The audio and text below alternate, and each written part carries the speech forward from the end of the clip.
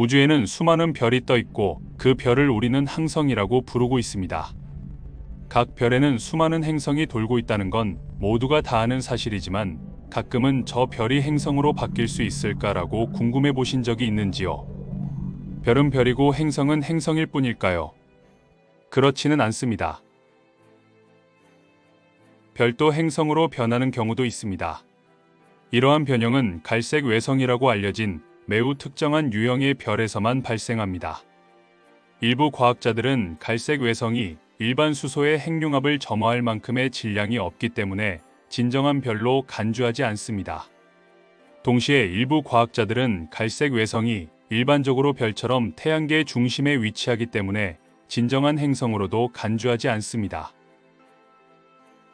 갈색 외성은 가장 큰 일반 행성, 예를 들어 목성 질량의 13배 이상 크고 가장 작은 일반 별, 즉 목성 질량의 80배 미만보다 작은 질량을 가진 이상한 물체입니다.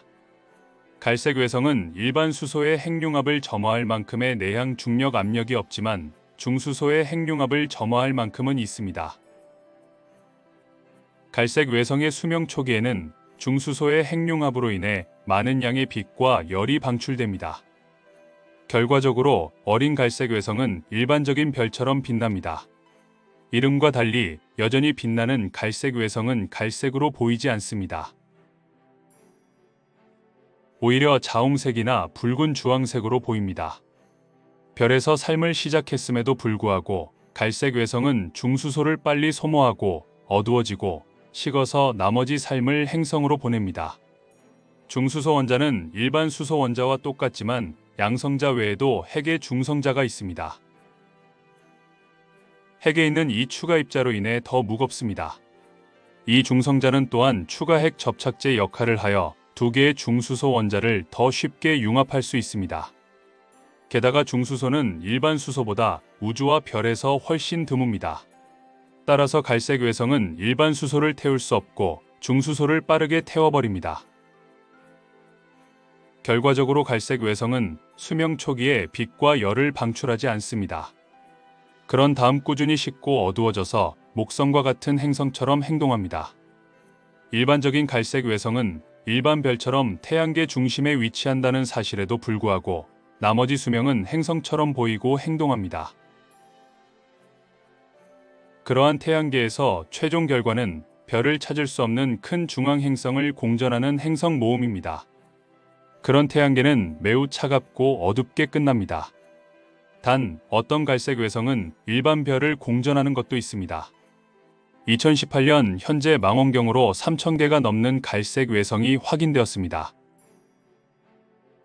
이는 갈색 외성이 희귀하다는 것을 의미하지 않습니다. 갈색 외성은 감지하기 어렵다는 것을 의미할 뿐입니다. 갈색 외성은 대부분의 수명 동안 행성처럼 어둡다는 것을 기억하면 이는 말이 됩니다. 최근 통계 분석에 따르면 우리 은하에는 일반 별의 수만큼 갈색 외성이 있다고 추정됩니다. 현재 갈색 외성으로 불리는 천체들은 1960년대 시브 쿠마르가 만든 이론으로 구분됩니다.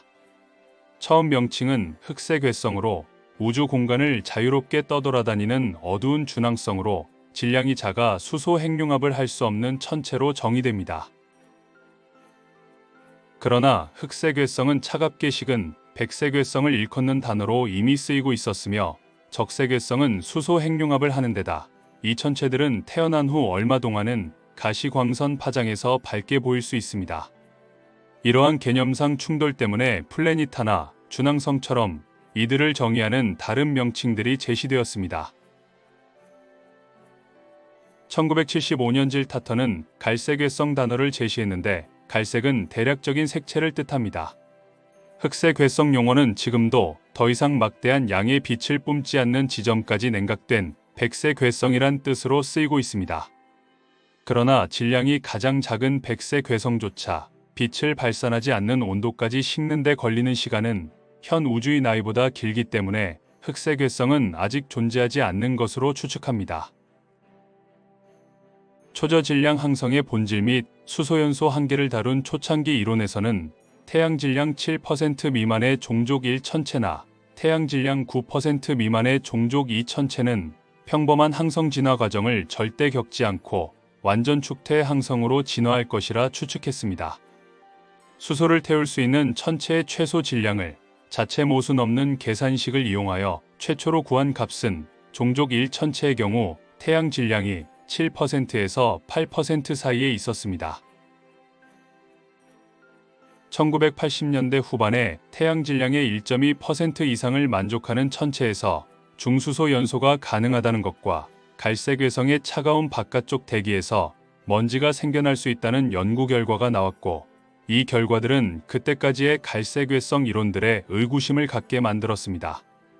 그러나 갈색 외성은 가시광선을 거의 뿜지 않기 때문에 찾아내기가 어려웠습니다.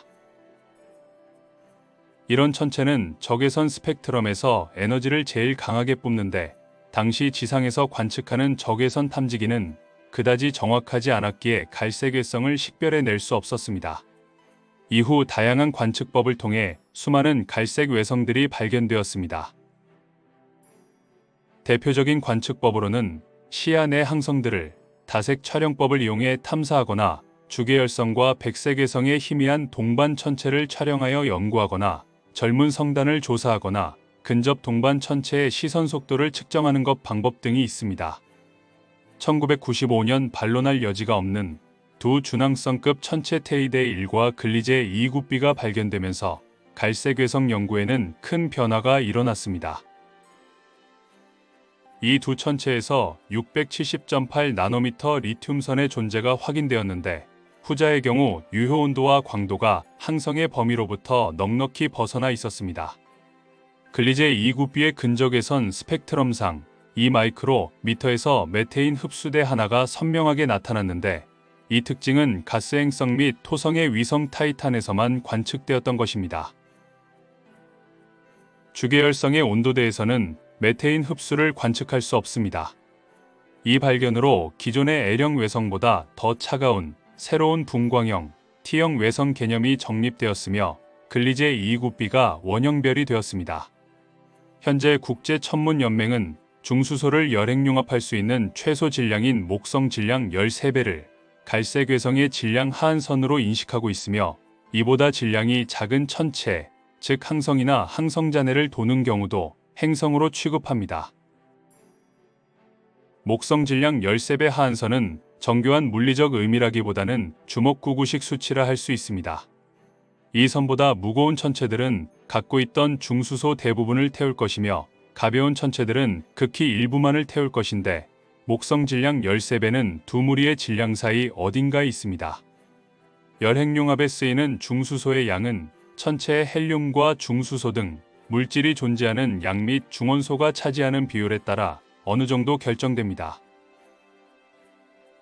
이 중원소 함량은 대기의 불투명도와 방사성 냉각 비율을 결정하게 됩니다.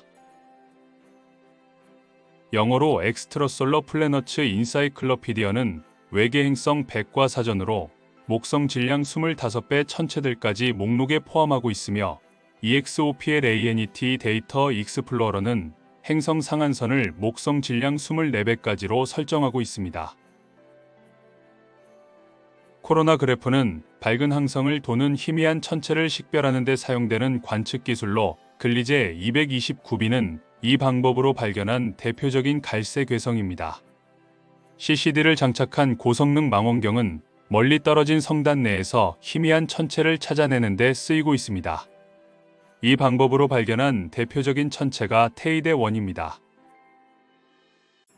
광각 탐사 기법을 이용하면서 어두우면서 독립적으로 존재하는 천체들이 발견되었습니다. 케일로 1은 이 방법으로 찾아낸 천체로 지구로부터 약 30광년 떨어져 있습니다. 갈색 외성은 외계 행성을 찾는 중 자주 발견되는데요. 외계 행성을 찾아내는 방식들은 갈색 외성 탐사에 그대로 활용될 수 있으며, 갈색 외성은 행성보다 훨씬 찾기 쉽습니다. 갈색 외성들은 강한 자기장을 지니고 있기에 강력한 전파 방출원이 될 수 있습니다.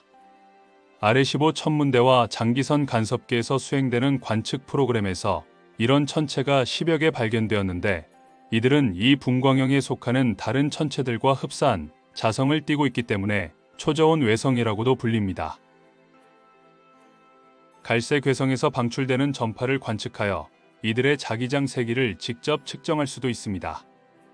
지구에서 카멜레온 자리 방향으로 500광년 떨어져 있는 갈색 외성 CHA 11-0913-773444 주변에서는 태양계 축소판이 생겨나고 있는 중으로 보입니다. 펜실베이니아 주립대학교 소속 천문학자들은 태양계를 만들어낸 것과 유사한 것으로 보이는 가스 및 먼지 원반을 이 천체 주위에서 발견했는데요. CHA 11-0913-773444는 당시 기준으로 발견된 갈색 외성들 중 가장 가벼운 것으로 추정했는데 대략 목성 질량의 8배 정도입니다. 만약 행성계가 형성되어 있다면 이 외성은 행성계를 거느린 가장 작은 천체가 될 것으로 보입니다.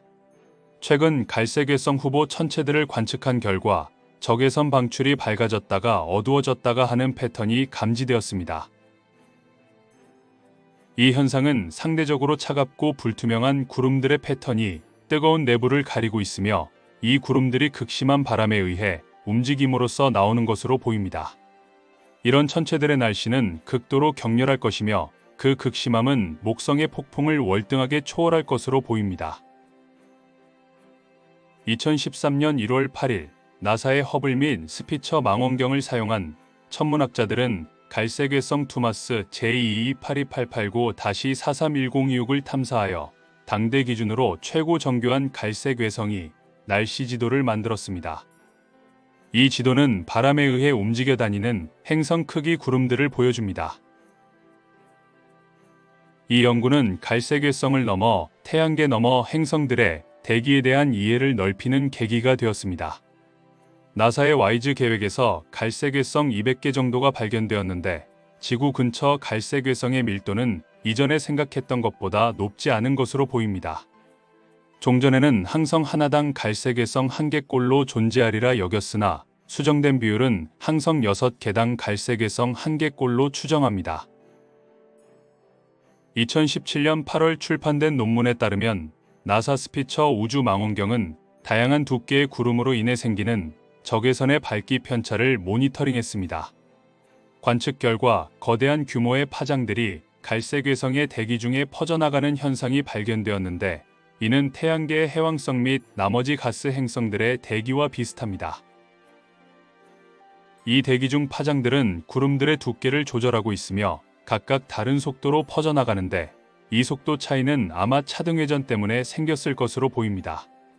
갈색 외성을 도는 가상 행성에 생명체가 살 가능성은 꾸준히 연구되어 왔습니다. 갈색 외성이 생명체가 살 수 있는 행성을 거느릴 조건은 매우 까다로운데 생물권이 원래 좁은 데다 시간이 지나 갈색 외성이 식으면서 크기가 더 줄어들게 됩니다. 가상 행성이 어머니 갈색 외성의 강력한 조성력을 회피하려면 공정 궤도의 이심률이 극도로 낮아야 할 것입니다. 외성의 조성력은 행성의 온실 효과를 발동시켜 생명체가 살 수 없도록 만들기 때문에 갈색 외성 주변의 행성에서 외계 생명체를 찾는 일은 더 어려움이 많은 것으로 보입니다. 명왕성이 행성 지위를 잃어버리게 되었는데요. 이 행성이라는 단어를 어떻게 정의하느냐에 따라 달라집니다. 과학은 근본적으로 숫자와 방정식에 관한 것입니다. 과학에서 단어는 의사소통을 위해 거의 마지못해 사용됩니다. 과학에서 숫자가 단어보다 중요한 이유는 숫자는 정확하고 보편적일 수 있는 반면 단어는 항상 문화에 따라 달라지고 의미가 진화하기 때문입니다.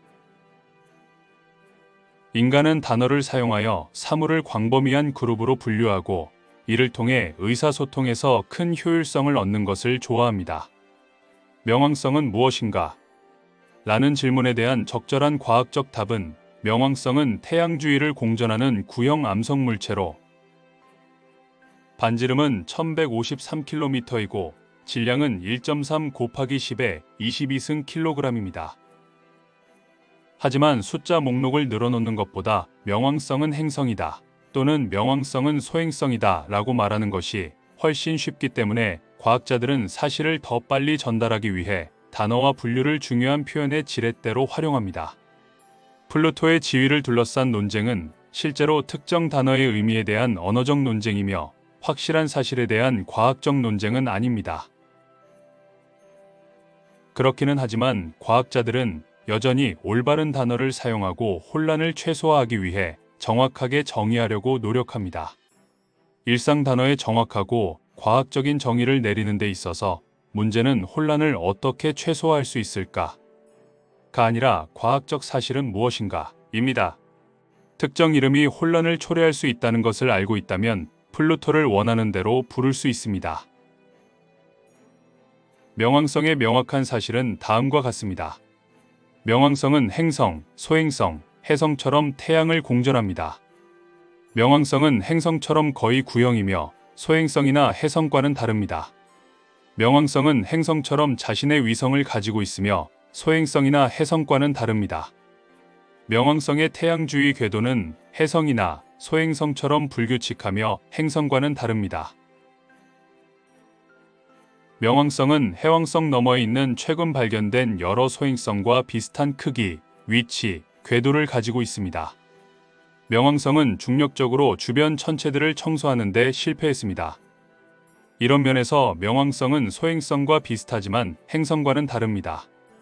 여러분은 명왕성을 원하는 대로 부를 수 있으며 이러한 사실은 변하지 않을 것입니다. 하지만 명왕성을 행성이라고 부르는 것은 누군가를 오도하여 첫째, 규칙적인 궤도를 가지고 있다. 두 번째, 해왕성 너머의 다른 소행성과 비슷한 천체들과 어떻게 다른가. 셋째, 주변을 지나갔다. 넷째, 매우 크다고 생각하게 할 수 있습니다. 동시에 명왕성을 소행성이라고 부르는 것은 누군가를 오도하여 첫째, 구형이 아니다. 둘째, 매우 작다. 셋째, 위성이 없다라고 생각하게 할 수 있습니다. 어느 분류든 오해를 불러일으킵니다. 이 문제를 해결하기 위해 국제천문학연맹은 2006년에 외소행성이라는 새로운 분류를 만들었습니다. 명왕성과 해왕성 너머의 모든 유사한 천체는 물리적 특성에서 소행성과 행성 사이에 있다는 사실을 전달하기 위해 이 새로운 외소행성 범주에 포함되었습니다.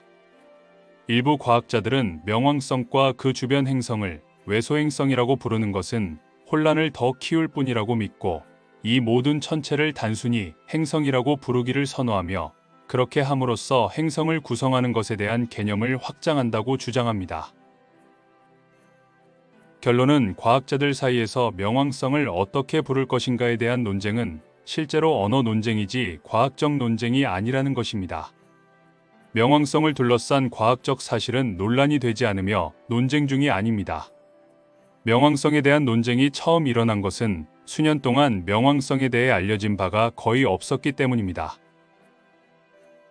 과학자들은 더 나은 것을 알지 못한 채 명왕성이 우리 태양계의 다른 8개 행성과 마찬가지로 표준 행성이라고 생각했습니다. 하지만 과학적 발견이 더 이루어지면서 명왕성은 다르다는 것이 분명해졌습니다.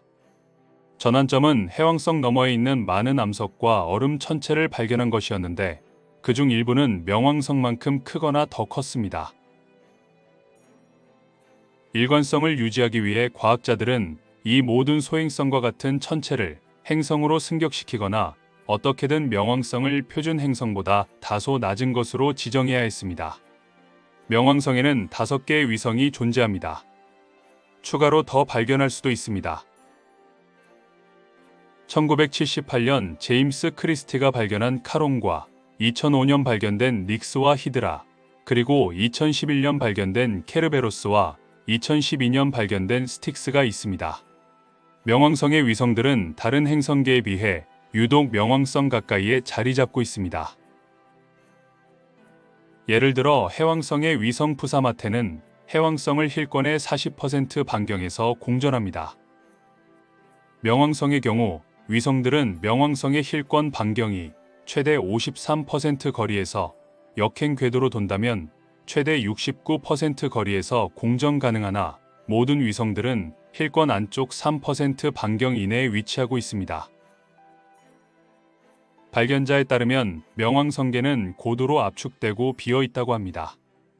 그러나 고리를 포함해서 다른 천체들이 추가로 존재할 가능성도 있을 것으로 추정합니다. 궤도가 타원형이기 때문에 태양빛이 도달하는 시간이 명왕성의 위치에 따라 차이를 보이며 해왕성 궤도 안쪽에 위치하는 경우 명왕성이 해왕성보다 태양빛을 먼저 받게 됩니다. 평균적으로는 명왕성과 태양 간 거리는 평균 59억 638만 킬로미터로 태양빛이 도달하려면 5시간 27분이나 걸립니다. 과거에 명왕성이 행성이었을 때 명왕성은 1979년에서부터 1999년까지 해왕성 궤도 안쪽으로 들어왔습니다. 이 20년 동안 해왕성은 태양에서 가장 먼 행성이었던 것이죠.